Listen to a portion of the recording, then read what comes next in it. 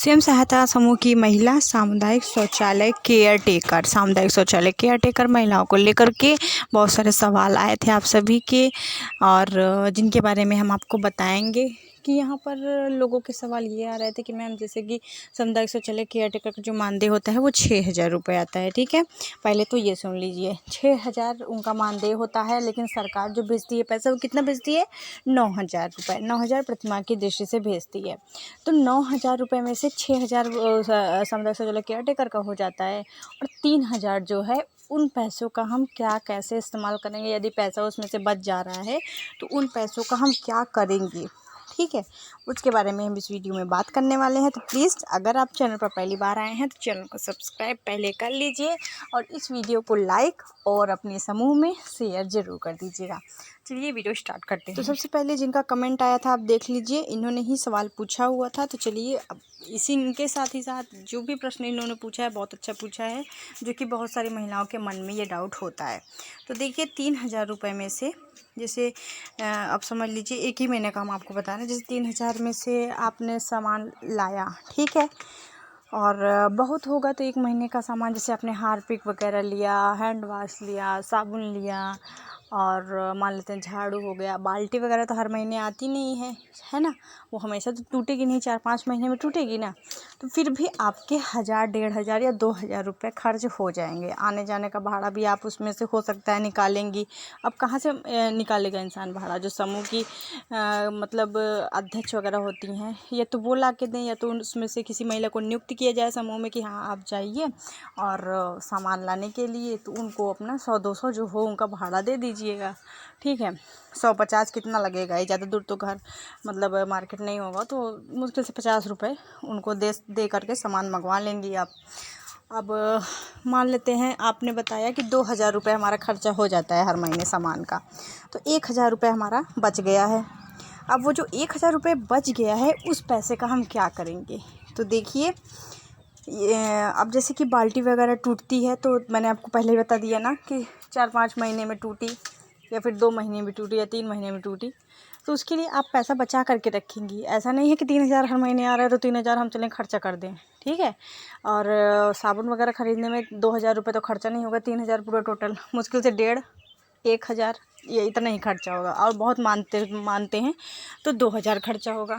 ठीक है, 1,000 आप लोग कह रही हैं कि 1,000 रुपये बच रहा है, तो उस पैसे का हम क्या करें? और जैसे कि सामुदायिक शौचालय में जो बिजली लगी हुई है, लाइट लगी हुई है, उसका बिल आप कहाँ से देंगी? उसका बिल भी इसी में है। ठीक है, इन पैसों में ही बिजली का बिल भी आपका कनेक्ट है, पानी का जो है पानी का भी कनेक्ट है। ठीक है, और भी जो छोटी मोटी जैसे कि दरवाज़ा टूट गया उसको बनवाने का काम है, हाँ, और बल्ब ख़राब हो गई, वो तो हमेशा ख़राब नहीं होती है, उसको बनवाने का काम है, या फिर कांच टूट गई है उसको लगवाने का काम है। XYZ ये जो छोटी मोटी मरम्मतें हैं, या पानी की टंकी ख़राब हो गई, कोई भी XYZ, तो इन सब छोटी मोटी चीज़ों के लिए आपको पैसा सेव करके रखना है, यानी कि बचा के रखना है। उन पैसों को आपको बिल्कुल भी खर्च नहीं करना है। यदि आप उन पैसों को खर्च कर देंगी तो जब मतलब मान लीजिए कोई चीज़ ख़राब हो गई तो कहाँ से बनवाएंगी? पैसा आपसे ही मांगा जाएगा। तो इसलिए उन पैसों को समूह के खाते में ही पड़ा रहने दें, पूरा पैसा ना निकालें। जैसे कि कोई दिक्कत होती है तब जा कर के अपना पैसा निकाल लीजिए, नहीं तो आपके पास पैसा हो तो उसको लगा लीजिए, और वो पैसा आप अपना रख लीजिए। ठीक है, कुल मिला करके पूरा पैसा आपको खर्च नहीं करना है। मरम्मत वगैरह के लिए या बिजली के बिल के लिए आपको पैसा बचा करके रखना है। जितना पैसा बच रहा है उतना पैसा बचा के रखिए समूह के खाते में, और वो तो आपके पास सारी उसकी जैसे कि पासबुक में प्रिंट करवाएंगे तो पता चल जाता है ना कि कितना आपके समूह के खाते में केयर टेकर का मानदेय अभी बचा हुआ है, कितना आया हुआ है, तो पता चल जाएगा। उसको अपना लिखा पढ़ी में रखिए हर एक चीज़, लेकिन आप उन पैसों को खर्च बिल्कुल ना करें। अगर ऐसा है आपके यहाँ ग्राम पंचायतों में, जैसे वैसे तो हम लोगों के यहाँ जो होता है समूह को ही दे दिया जाता है, और समूह ला करके सामान सामुदायिक शौचालय केयर टेकर को दे देता है। और यदि आपके यहाँ पर ऐसा है जो केयर टेकर महिला नियुक्त है वही सामान ला रही है अपना, है ना, और सभी जगह पर ये इजाज़त नहीं होती है, क्योंकि हमारे ब्लॉक में ये इजाज़त नहीं है बिल्कुल भी कि क्योंकि हमारा भी समूह है, मैंने आप सभी को बताया था, समूह हमारा भी है, हम समूह के अध्यक्ष हैं। और हमारे समूह की जो केयर टेकर महिला है वो सामान का पैसा उसको नहीं दिया जाता है, उसको केवल उसको मान दे दिया जाता है। सामान का पैसा हम लोग जब जो भी सामान की कमी होती है उसकी लिस्ट तैयार करते हैं और जा कर के सामान लेकर के आते हैं और उस महिला को देते हैं। जो भी मरम्मत का पैसा लगता है, जो भी बिजली का बिल लगता है, वो सब पैसा वहीं से हम लोग लेते हैं। कि आपने घर से कोई लगाएगा, आप लोग सोच लीजिए, अगर आप खर्च कर देंगी बिना मतलब का, कहीं पर भी अपना इस्तेमाल कर ली, तो वो ये गलत बात होगी। ठीक है, जो पैसा जिस चीज़ के लिए आ रहा है आप उसी में खर्च करें, अपने पे खर्च बिल्कुल ना करें, क्योंकि आप खर्च करेंगे तो आपको ही भरना पड़ेगा। और जैसे कि मैंने आपको बताया केयर टेकर है, अगर केयर टेकर आप हैं, आपने सवाल किया था, या फिर आप में से कोई भी है, तो आपको अगर पूरा 9-9 हज़ार रुपये दिया जा रहा है सामान के लिए भी, तो भी आप उसको अपना मानदेय न समझें।